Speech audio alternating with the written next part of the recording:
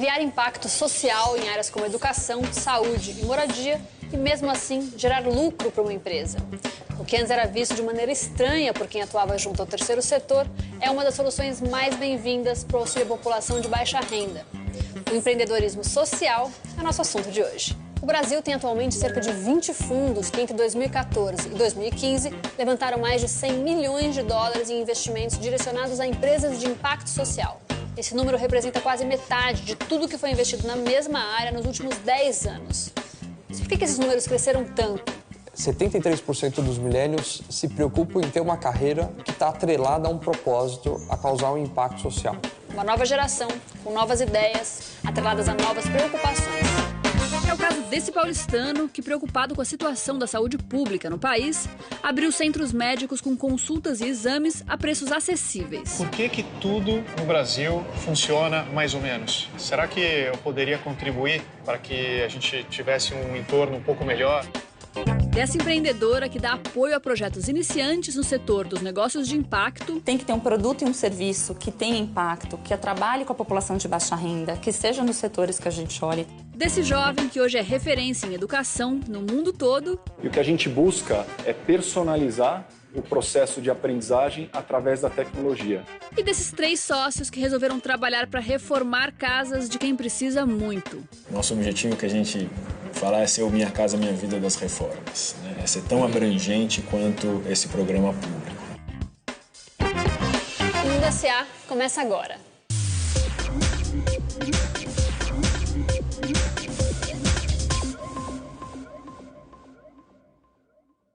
Saúde, educação, serviços financeiros e moradia são as principais áreas de atuação do empreendedorismo social, sempre com foco na população de baixa renda. Por trás desse conceito está a ideia de que, gerando lucros, é possível atrair mais investidores, pagar melhor aos funcionários e, claro, impactar com muito mais força áreas de grande necessidade. O conceito de um negócio de impacto é quando ele está buscando o E ao invés do OU. Então, eu vou causar impacto e ganhar dinheiro fazendo isso. Esse é o conceito mais novo que tem e que o campo todo de finanças sociais aqui no Brasil está trabalhando para fortalecer. Tem um estudo recente da Oxfam que mostra que as 63 pessoas mais ricas do mundo concentram a mesma riqueza do que as 3 bilhões e meio de pessoas mais pobres. Não dá para a gente considerar que só o governo sozinho consegue dar conta desses problemas. Cada vez mais, o setor privado tem que assumir a responsabilidade de ajudar a desenvolver as sociedades e diminuir a desigualdade social. Um centro de saúde onde você paga uma média de R$ 90 a consulta e R$ 10 um exame. A empresa, criada por um paulistano inconformado com as condições da saúde pública no Brasil, vem atraindo investimentos internacionais a São Paulo. Formado em gestão e políticas públicas em Harvard e filho de médicos, Thomas Ruge abriu a primeira unidade do Doutor Consulta em 2011 na favela de Heliópolis. Hoje, já conta com mais 10 espalhadas pela cidade. Eu sempre me conformei com o Brasil é o país do futuro, né? E nunca chega lá. Por que tudo no Brasil funciona mais ou menos? Né? Será que eu poderia contribuir para que a gente tivesse um entorno um pouco melhor? Fui estudar isso e percebi que o setor privado pode ter um papel importante no desenvolvimento social. Tomás, o Doutor Consulta atua na saúde básica. Do ponto de vista do negócio, por que vocês optaram por esse nicho de mercado? 80% dos atendimentos num hospital, eles poderiam ter sido resolvidos no âmbito ambulatorial. No hospital você tem equipamentos caros, mão de obra muito qualificada, manutenção. Então é caro ser atendido no hospital. 25% da população brasileira possui plano de saúde particular. Em São Paulo, essa taxa sobe para mais de 50%. São cidadãos que, ao não confiar no SUS, o Sistema Único de Saúde, acabam tendo que desembolsar parte de sua renda para investir nessa área. Por que isso acontece? Porque existe uma falsa promessa do governo de que saúde é gratuito, né? Mas na prática isso não acontece. Tomás não revela o quanto investiu no negócio, mas o Doutor Consulta já recebeu investimentos de pessoas físicas e aportes de fundos internacionais da Europa, dos Estados Unidos e da Argentina. Para baixar os custos da empresa e garantir que o modelo de negócio também seja saudável, Tomás optou por uma infraestrutura sem grandes luxos. As poltronas não são de couro, são de plástico, mas são confortáveis. A gente não tem lustre de cristal. Então, a gente acaba investindo no que é importante para garantir um atendimento eficiente e eficaz. Segundo Tomás, o tempo médio de permanência de um paciente em uma unidade é de 50 minutos. Nesse período, ele passa por 4 etapas: o cadastro na recepção, uma pré-consulta com um assistente, a consulta com o médico e o que é chamado de pós-consulta, onde já pode agendar exames e tirar dúvidas com a enfermeira. O retorno, já com os exames feitos, é agendado dentro de 15 dias. Tomás, a gente tem um cenário assustador com essa crise que está acontecendo no Brasil. Tem milhões de pessoas deixando de pagar planos de saúde para contar com o sistema público. Pensando nesse cenário, o Doutor Consulta tem um grande nicho para atender. Acho que a gente tem um papel importante, principalmente agora. Em 2015, 1 milhão de pessoas deixaram de ter planos de saúde no Brasil. É o caso da Marisa, que conhecemos na sala de espera de uma das unidades do Doutor Consulta. Você tinha convênio e deixou de ter? Isso, eu deixei de ter a trabalho, né? Atualmente eu não estou trabalhando. O que você achou? Muito bom, viu? Por quê? Não, atendimento, até o ambiente físico, né? Você acha que vale a pena? Vale a pena porque público é meio complicado hoje em dia. Então, e o preço eu achei muito acessível. Entre 2013 e 2015, a empresa cresceu 20 vezes. Nos próximos meses, o Doutor Consulta vai ganhar mais 3 unidades em São Paulo. Como é que é o sistema de remuneração de vocês? Ele é calcado em 2 pilares: produtividade médica e qualidade médica.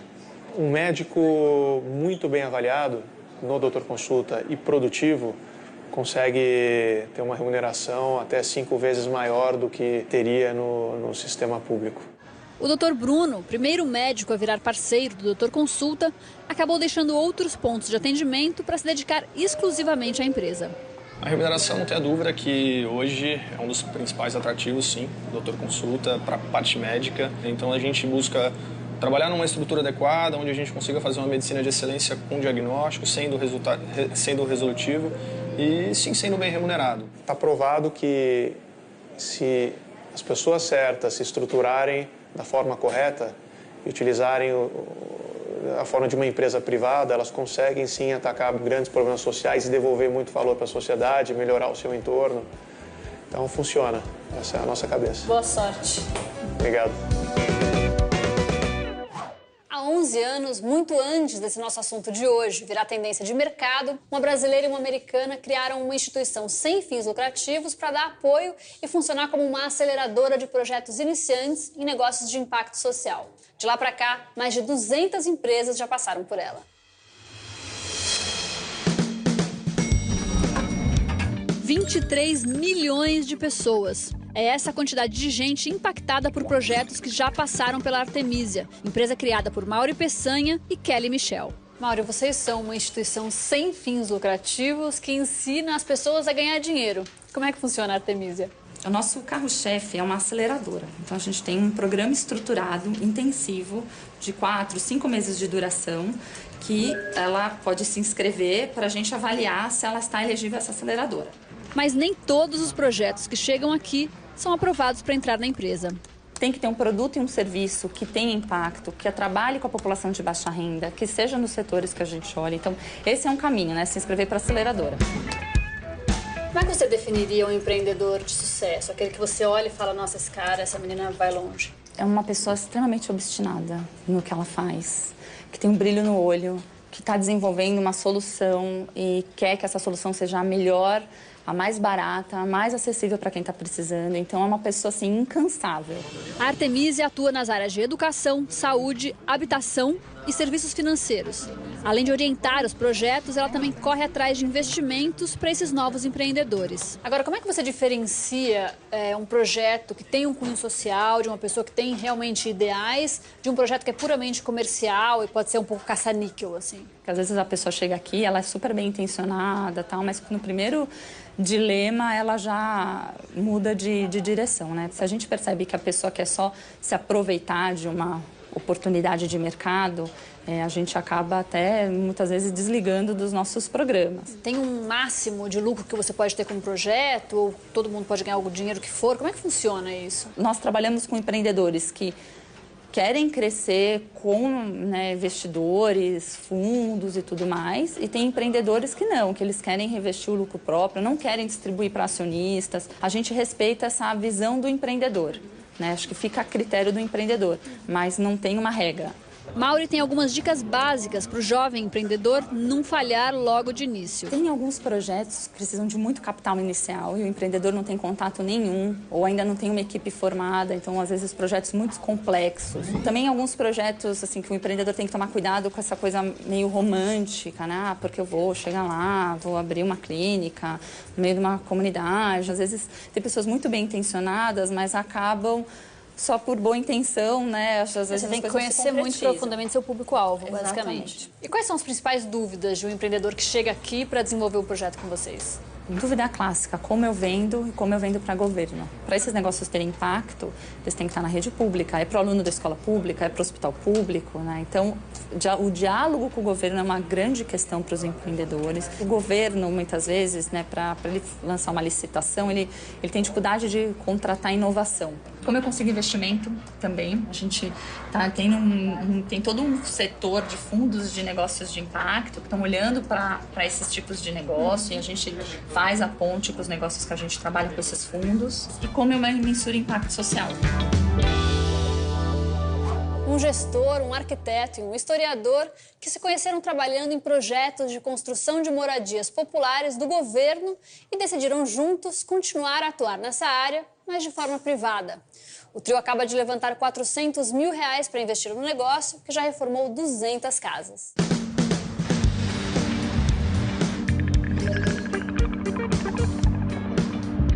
A Vivenda, empresa que Fernando, Jean e Marcelo abriram em 2014, faz reformas em casas de comunidades a preços e formas de pagamento acessíveis para a população de baixa renda. Bom, essa aqui é a casa da Dona Cida, é isso? Sim, o que vocês fizeram aqui na casa da Dona Cida? Na casa da Dona Cida a gente fez uma reforma no quarto, que era para diminuir a temperatura do quarto.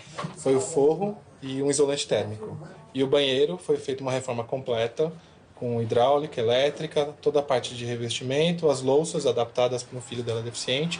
A reforma custou R$ 3.900, dos quais Dona Cida pagou apenas 900, divididos em 10 parcelas. O restante foi subsidiado pela ONG Bloco do Beco, parceira da Vivenda, que atua na mesma região. Dona Cida, a senhora mora há quanto tempo nessa casa? Acho que tem 15 anos. 15 anos já. E o banheiro a senhora decidiu reformar? E estava ruim? Molhando muito. E não tinha nem como a gente, quando chovia, não dava nem pra gente ir ao banheiro. Para começar a atuar com a Vivenda, o trio instalou-se ao lado da ONG, nesse galpão, no Jardim Ibirapuera, que fica ao lado da comunidade de Jardim Santo Antônio, onde a Vivenda tem atuado. Por que a escolha para atuar nesse bairro? Quando a gente começou a pensar em montar a Vivenda, a gente sempre quis construir junto com quem fosse o futuro cliente, né? Com quem vivesse o problema e com quem quisesse contratar uma solução. A Vivenda trabalha com 2 modelos de pagamento. Ou a reforma é parcelada e paga em boletos pelo cliente, ou, no caso de famílias de baixíssima renda, como a da Dona Cida, a ONG parceira é quem subsidia a obra, que custa até R$5 mil. Vocês têm muita inadimplência? A gente fez alguns testes desde o comecinho da nossa operação, viveu momentos de inadimplência bem baixa, de 2%, 3%, até inadimplências um pouco maiores. Hoje em dia a gente entende que conseguiu calibrar bem uma dimensão de crédito, né, para garantir uma inadimplência que caiba dentro do planejamento. A preocupação com a qualidade da moradia da população de baixa renda foi o que uniu os 3 empreendedores. Juntos, eles perceberam que mesmo no ambiente de urbanização de favelas, o foco do investimento geralmente é nas áreas públicas, como anel viário, esgotos e praças. Para aquelas pessoas que não mudam para uma casinha nova, para um prédio e tudo mais, a realidade habitacional dela, da porta para dentro de casa, é exatamente a mesma de antes da urbanização. As dificuldades que essa população tem para reformar são basicamente 4, que é acesso a crédito, acesso à assistência técnica, mão de obra qualificada e materiais de qualidade. Os números que impressionam e impulsionam o trio são mesmo preocupantes. No Brasil, faltam 5 milhões de moradias para a população. Já as casas construídas, mas que precisam de reformas, somam 11 milhões. O investimento inicial da Vivenda foi de R$40 mil, vindos de amigos, pessoas físicas. Em algum momento teve interesse de investidores externos de entrar no negócio? Sim, desde o comecinho, investidores vieram atrás da gente, a gente recebeu ofertas de investimento. Mas no comecinho a gente não quis. A gente quis seguir um pouco, explorar um pouco mais na raça, vamos dizer assim, para entender um pouco mais do negócio. Hoje, passados aí quase 2 anos, a gente acabou de fechar uma operação de investimento. O modelo de captação de investimento também é inovador. A Vivenda levantou R$400 mil, 150 a mais que sua meta inicial, a partir da Brota Brasil, uma plataforma online de investimento coletivo que conecta investidores a empresas inovadoras. É o chamado Equity Crowdfunding, ou seja, uma oferta pública de valores mobiliários que uma empresa disponibiliza para um grupo de investidores pela internet. E a ideia é, ao fim desse ano, fazendo esses aprimoramentos, em 2017 começar a abrir novos escritórios. Nosso objetivo que a gente fala é ser o Minha Casa Minha Vida das reformas, né? É ser tão abrangente quanto esse programa público. E para você trabalhar com uma abrangência desse tamanho, a gente entende que faz sentido utilizar essas ferramentas de mercado que os negócios sociais operam. Eu entendo que a competição pelos recursos não reembolsáveis está cada vez maior. Então, talvez, é um chute, talvez isso fosse um pouco mais difícil. A gente vai para um rápido intervalo e na volta você vai ver. Para cada escola que eu vendo, eu ofereço a mesma ferramenta de forma 100% gratuita para um aluno de escola pública que não tem condições de pagar. Uma plataforma online que consegue avaliar as dificuldades de aprendizado de um aluno e oferece conteúdos específicos para suprir essa deficiência. Essa foi a ideia de 2 brasileiros que só no ano passado recebeu $7 milhões em aportes de investidores. O Cadu Novaes é quem conta essa história.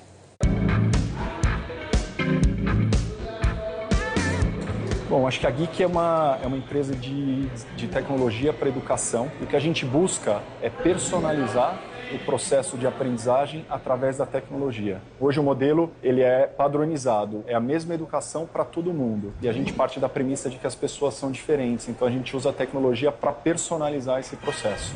E o lado social não foi esquecido.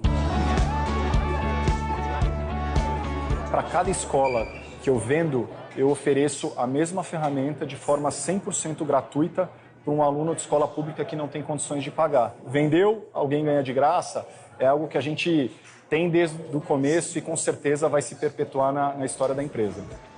Mas no início as coisas não foram tão simples assim. A gente rodou 1 ano com grana própria, né, então investimento próprio. Vem o desafio de trazer um investidor que acredita tanto quanto você no negócio e está disposto a dar o dinheiro. Você erra o tempo todo, né? Mas eu acho que a beleza é você errar rápido e aprender para corrigir a rota, né, ao longo do caminho. Mas como a ferramenta funciona na prática? Eu vim até esse colégio para descobrir. É tudo muito prático. O aluno se conecta e vê as aulas criadas pelos professores. A partir do desempenho dele, o aplicativo ajuda a identificar dificuldades do estudante, enquanto auxilia nos estudos tanto em sala de aula quanto fora dela. Para o aluno, é a possibilidade que esse aluno tem de melhorar cada vez mais o aprendizado dele. Na questão da escola, a plataforma ela traça uma série de diagnósticos desse aluno e que para nós isso é essencial para o nosso trabalho, para a gente ter um olhar muito mais específico e claro da dificuldade do aluno, onde o professor vai atuar de uma forma diferente, e para a família o acompanhamento mesmo do aluno, o crescimento nos resultados. E com esse diagnóstico nós podemos nos planejar melhor, traçar planos estratégicos para ações pontuais onde precisamos de mais atenção. Quando eu estava no colegial não existia uma ferramenta como essa, então eu vou fazer uma aula para testar.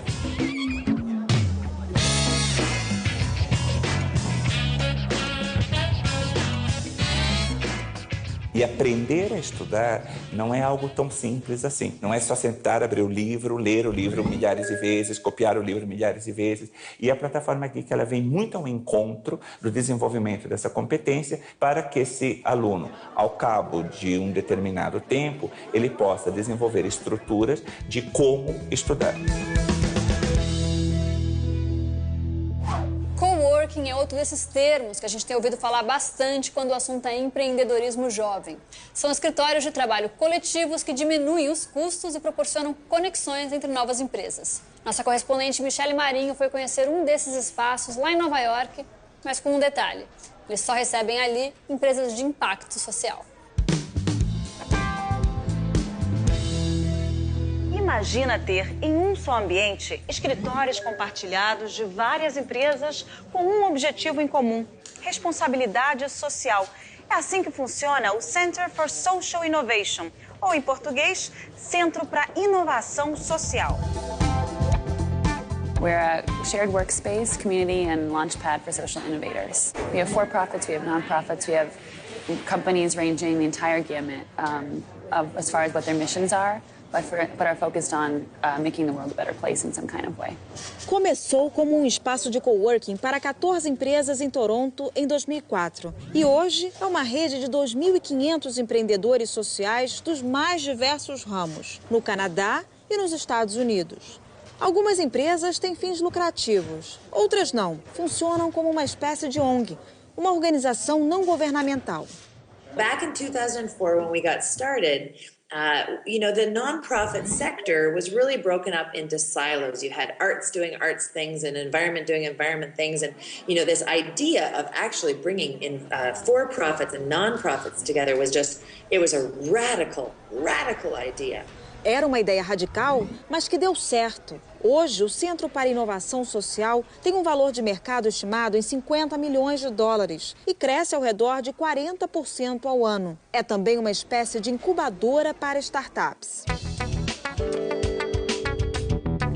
O preço do aluguel do escritório em Nova York varia de $125 a $1.200 por mês. Depende do espaço e do tempo que vai ser usado. There's so many wonderful shared workspaces in the city, and as people really feel the need for collaboration, as freelancing rises, as there's a lot of smaller organizations and startups and people trying to live their missions and live their values in an innovative way. Para trabalhar aqui, não basta ter dinheiro para pagar o aluguel do espaço. Os empreendedores precisam passar por um processo seletivo. It's a little bit self-selective, right? People who are socially mission-focused, we go through, we have a sense of who's in the space, how we want to balance out who's here, how we can create great opportunities for our members, but the most important thing always is the social mission aligned and a good fit with our community. E era exatamente isso que Ron Livingston buscava: compromisso social e uma rotina colaborativa para a empresa dele, a Help Chip In. The environment's awesome here. It's all about making people feel at home and making people feel relaxed so they can do their best work and bring their best selves to the table, to the forefront. O Mundo SA de hoje fica por aqui. A gente se vê na próxima semana. Tchau!